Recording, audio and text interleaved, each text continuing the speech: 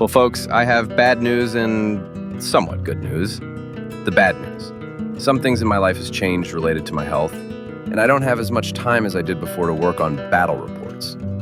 Also, my voice is in bad shape, so that's the bad news. The good news, after discussing with Patreon supporters, I decided to try out using narrator support for voice recording. That narrator is what you are hearing right now.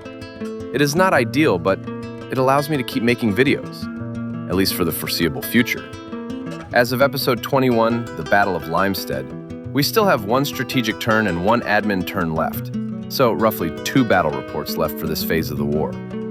I'll try this narrator for those 2 episodes and see how things go. Anyway, back to the game. At the Battle of Limestead, the Chupacabra player sort of disobeyed orders by defending the fortified town, as opposed to withdrawing and pulling the enemy into Landbridge.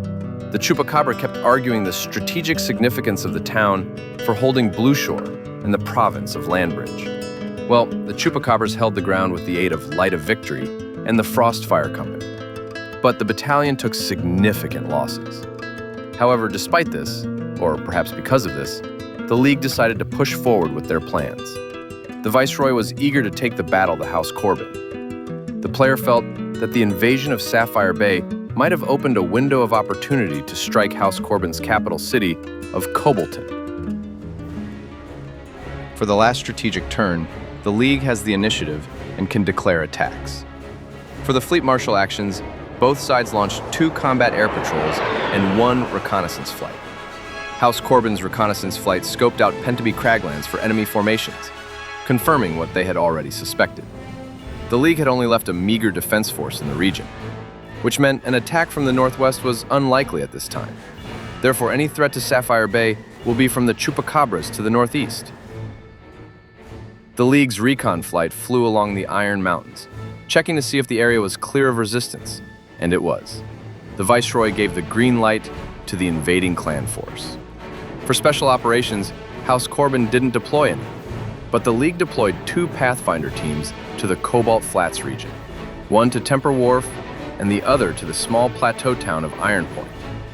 For the movement phase, the League began their invasion with the 1st Cluster Starborn assaulting into Temper Wharf. You'd think this would make House Corbin concerned, but it didn't. In fact, they didn't even attempt to contest the landings with combat air patrols. The Inner Sphere folks have been waiting for something like this to happen. They wanted the League to land in the Cobalton Flats. That's ominous. Then the League dropped another cluster into the town of Iron Point. For the rest of the movement phase, House Corbin continued to move forces into the region, boxing in the League's clusters. The League was unable to pour any more forces into the Cobalt Flats. Therefore, the League reorganized their defenses of the Pentabee Craglands.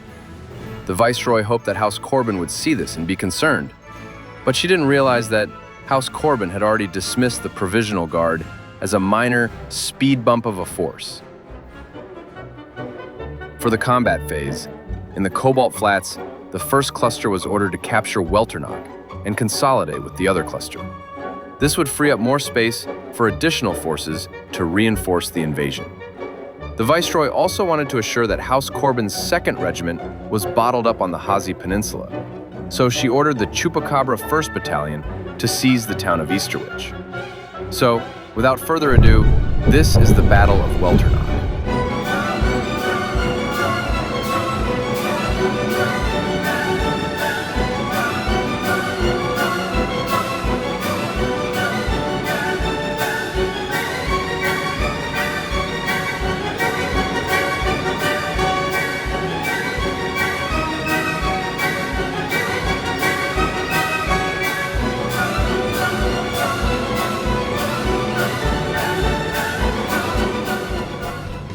Welcome to Welternock. The city is literally on the edge of civilization of Bluehole. And to be honest, I never suspected there would be a battle here, but here we are. Attacking this blink and you miss town is the League's 1st cluster, which is the only Alyina Mercantile League standing militia force with a Patreon unit, the Dire Hornets. Star Commander Sasha Ward was an accomplished elemental leader until a mech stepped on her, crushing the left side of her body. Thus, disabled and injured, she was fuming with rage when denied the chance to march on Terra, which inadvertently spared her life. Gathering like-minded elementals who were too old or disabled to fight, and pressuring the tech cast to modify their augments and battle armor to work as a substitution for their failing limbs. The angry warriors set out to show the Hinterlands, who cast them aside, that they are still warriors to be reckoned with. The Alyina Mercantile League, with their pragmatic approach to clan culture, recognizes this asset and funds their unique technical demands, unleashing the Hornets on their foes. The Dire Hornets were instrumental in recommissioning and training the elemental armored infantry for the Alyina Mercantile League. The commander of the Dire Hornets handpicked the top-performing trainees, who have since returned to Alyina to establish the Sasha Ward Institute, School of Elemental Armored Infantry Tactics. Also deploying is the cluster's the Battle Trinary, which has Battle Star, a Heavy Battle Star, and a Support Star. Supporting the Battle Trinary is the Armored Trinary, with a star of hover tanks, a star of Demolisher and Von Luckner tanks, and a star of Behemoth heavy tanks. And the attached special unit is an ad hoc star. Defending Welternach is House Corbin's 3rd Armored Battalion of the 3rd Regiment, which, unfortunately, does not have any Patreon support units. The player is deploying their 2nd Mech Company, which has a Shadowhawk Lance, a Rifleman Lance, and a Cougar Lance. House Corbin also deployed their Armored Company, which has a lance of long and short missile carriers, a Shrek and Sturmfuhrer tanks, and a lance of Ontos tanks. Supporting the defense forces is House Corbin's Alpha Company Mobile Infantry, which has 2 platoons of mechanized infantry and 1 platoon of battle armor infantry. Also, a wing of Scatty VTOLs is deploying as the Skirmish unit for House Corbin. In this battle, it's a good example of the difference between the war doctrine of the Inner Sphere and the various clans. The League, which follows clan doctrine, deployed 20 mechs, 15 tanks, and 5 battle armor infantry units. This gives a total of 40 deployed units, but organized into 8 maneuver elements. The value of the League's deployed force is 1,715 PV. House Corbin, on the other hand, follows the Inner Sphere doctrine. The player deployed 12 mechs, 12 tanks, 4 vehicles, 4 mechanized infantry, 4 battle armor infantry, and 4 VTOLs. This also gave them 40 deployed units, but organized into 10 maneuver elements. However, the value of House Corbin's deployed forces is 1,344 PV. But neither player knows this when going into the battle. Well, let's get into the battle. But before we do, we want to notify you all on a noticeable notifying notification of a new notable noble taking up the noteworthy noble cause of supporting the channel, and has thus been denoted as Notable Noble. Thank you, Neil D., for your noble support. You have our undying gratitude. The skirmish rounds are all about accumulating momentum points, and having the momentum will give your side some advantages for the battle.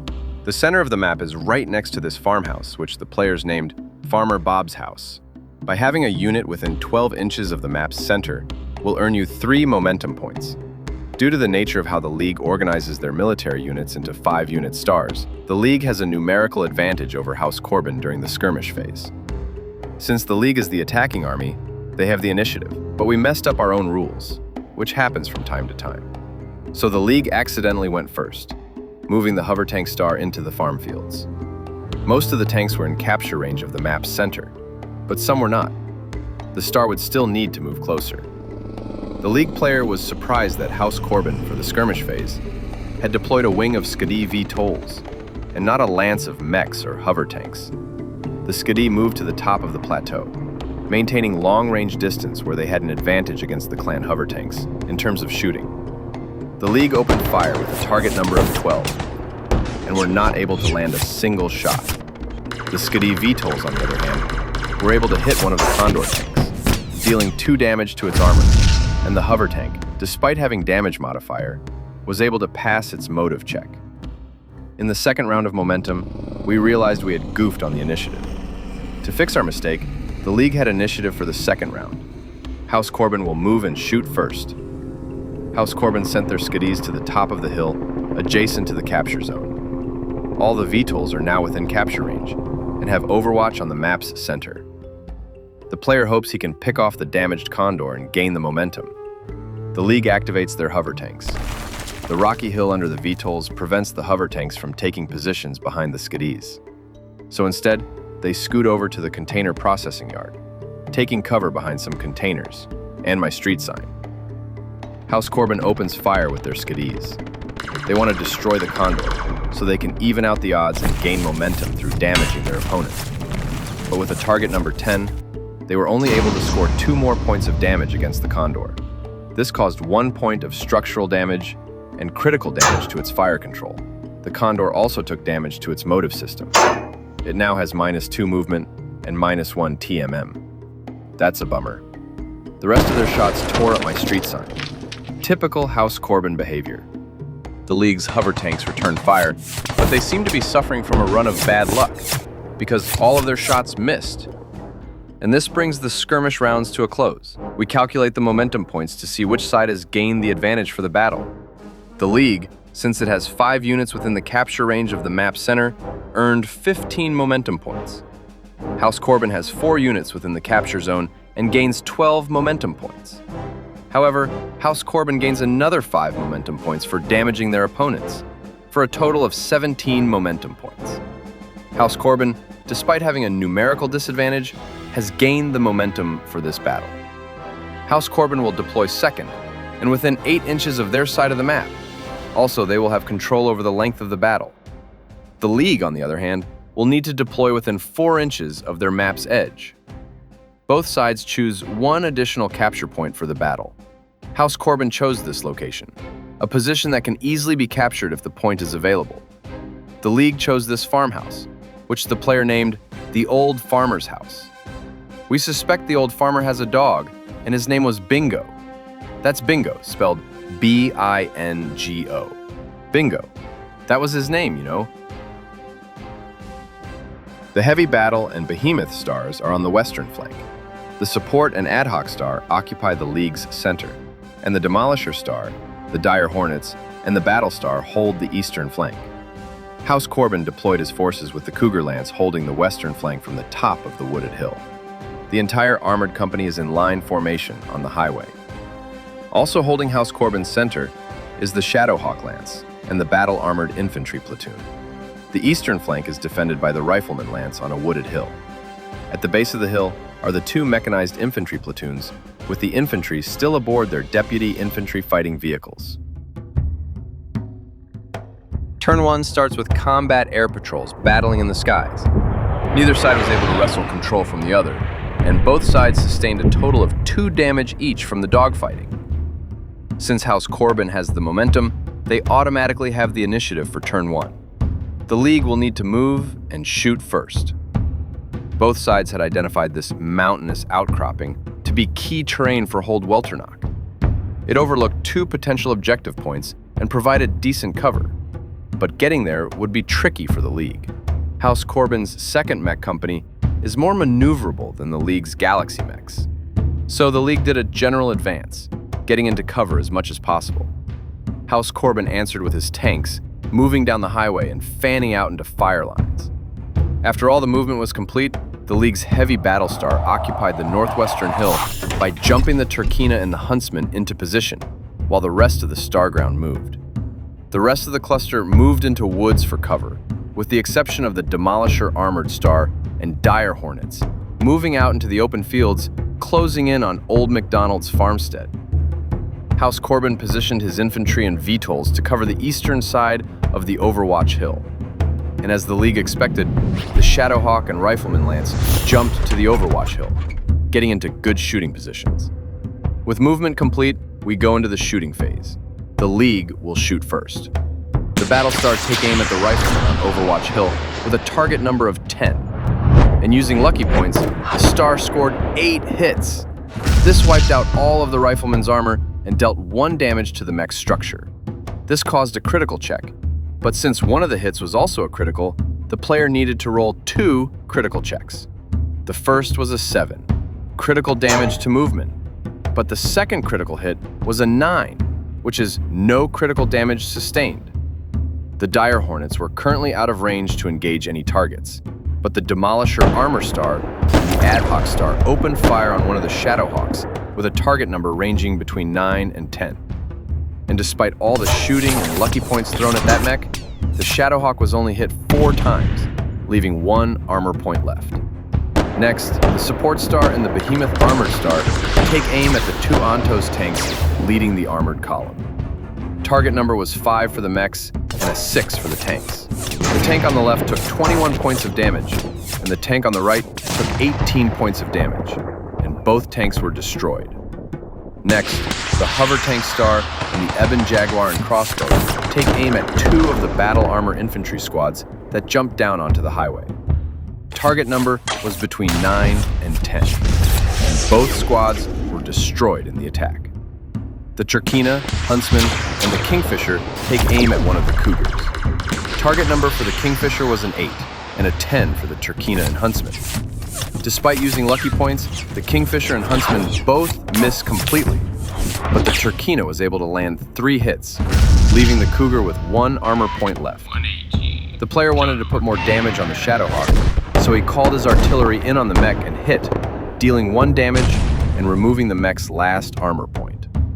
House Corbin can now return fire. The VTOLs, the Deputy Vehicles, the Rifleman Lance, and the Shadowhawk Lance all opened fire on the Marauder 2C of the Battlestar. Target number ranged between 9 and 10. Using lucky points, House Corbin's forces inflicted 10 damage to the Marauder.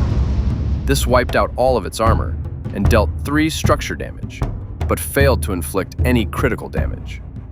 The entire armored company split their fire between the Linebacker and the Arctic Cheetah. Target number was between 9 and 11. The Arctic Cheetah was hit for 2 damage, leaving 1 point of armor left. However, the Linebacker was hit for 10 damage, which was the exact amount needed to destroy the mech. The Cougar Lance opens fire on the Kingfisher with a target number of 10, but only 1 shot hit, dealing 1 damage to the Kingfisher's armor. In an attempt to keep harassing the damaged hover tank, House Corbin called in artillery, but it missed and blew up some poor soul's house. These players are always breaking my terrain. And with that, shooting is complete. House Corbin lost 2 tanks and 2 squads of battle armor infantry. The League lost 1 mech. Since this is the end of turn 1, we roll to see which objectives are activated for this battle. We rolled at a d6, and it is a 5. Only the 2 farmhouses are the key terrain for this battle. The 2 combat air patrols are still dogfighting in the skies and are not able to break free to engage targets on the ground. The League sustained 1 damage, and House Corbin's aircraft took a total of 3 damage. The League won the initiative. House Corbin will need to move and shoot first. For movement, House Corbin focused on spreading his armored company out throughout the container yard. His mechs ground moved, but mainly to keep their TMM high. The 2nd Infantry Platoon moved forward and dismounted their troops in the woods, creating a defense in depth on the eastern side of the Overwatch Hill. The League, on the other hand, continued to advance forward, the Support Star and Demolisher Armor Star with the Dire Hornets securing McDonald's farmstead. The Ad Hoc Star and Battlestar take the hull-down action in the current defensive positions. For the shooting phase, House Corbin's Rifleman Lance, Shadowhawk Lance, and 2 of the deputies opened fire on the Marauder 2C on the hill. But with a target number of 8, the Marauder was hit with 8 points of damage, which was enough to destroy the mech. Next, the VTOLs opened fire on the Arctic Cheetah with a target number of 9. They were able to score 2 hits, removing the last of its armor and dealing 1 damage to its structure. This caused a critical check, and it was a 12. The mech was outright destroyed. The LRM carriers, using indirect fire, the SRM carriers, and the Shrek Armored Lance opens fire on the Night Gear in the open. The target number ranged between 7 and 9, and they hit with 12 points of damage, enough to destroy the mech. The 2 remaining Ontos tanks opens fire on the Ebon Jaguar with a target number of 9, and they hit, dealing 7 points of damage. This wipes out the mech's armor and deals 1 point of damage to the mech's structure, causing critical damage to its weapons. The Cougar Lance continued to plink away at the Kingfisher, with target numbers ranging between 7 and 9, and they were able to hit the mech for 5 damage, leaving just 3 armor points. House Corbin tried to put some more damage on the advancing Kingfisher, called in an artillery strike, but it missed. The League can return fire. The Battlestar opens fire on the Riflemen in the woods, with a target number of 7, and they hit with 26 points of damage, which vaporized the Riflemen.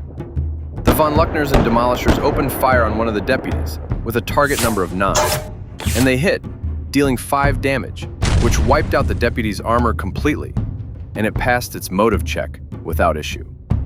The remaining mechs of the support star and the hover tank star opened fire on the annoying Scotty VTOLs, with a target number ranging between 9 and 10, and they were able to knock 2 out of the sky. The ad hoc star, who stood still in the woods to get better shooting, opens fire at one of the SRM carriers. Unfortunately, the star is at long range, so only the Pack Hunter and Hellion can open fire. The target number was 8, and only the Pack Hunter hit, dealing 1 damage to the SRM carrier's armor, but it failed its motive check spectacularly, and it is immobilized. The heavy battle star, supported by indirect fire from the behemoth tank star, split their fire amongst the 4 Cougars on the hill. Target number ranged between 8 and 11. None of the Cougars were destroyed, but a total of 7 more damage was inflicted across the land. Trying to put some critical and structural damage on one of the Cougars, artillery was called in, but it splashed harmlessly in the woods. And this brings turn 2 to a close. House Corbin lost a mech and 2 VTOLs, and the League lost 3 mechs. House Corbin controls the Overwatch Hill, but the Dire Hornets control an objective. But House Corbin's forces are also closing in. Let's take a quick tactical pause and have a look at the unfolding battle. House Corbin controls the southern edge, including this wooded hill, the Container Yard, and Overwatch Hill. The League has captured McDonald's farmstead and are within striking distance to take map's center. The League's forces are spread out with armor and mechs, but House Corbin, with the exception of the Cougar land here on this hill, has their mechs and infantry concentrated on the eastern side of the map, with the armor holding the center. Since House Corbin has the momentum, they can determine to end the battle after turn 4 or turn 6, and here is where things get interesting. House Corbin has decided to lose this battle. I quote the player, "I am not interested in winning this battle, only interested in winning the war." At the end of this battle report, I will explain what he means. But for this battle, House Corbin decided to end the battle at the end of turn 4. And of course, he kept this secret from the League player. Anyway, let's get back to the battle. The League won the initiative. House Corbin will need to move and shoot first. The battle in skies continues to progress, but this time, House Corbin's forces outmaneuvered the League's combat air patrol and was able to carry out a heavy strike against the League's Kingfisher. The strike hit, but only managed to do 2 damage, leaving the mech with just 1 armor point left. With combat air patrols finished, we move into the movement phase. The League believed that House Corbin intended to hold the woods and the Overwatch Hill, and decided to send their Demolisher Armor Star and Battle Star to destroy House Corbin's defenders.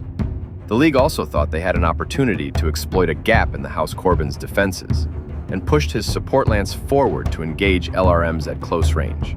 However, House Corbin had already decided to abandon the eastern flank. He left 1 platoon of infantry to defend the eastern woods in Overwatch Hill.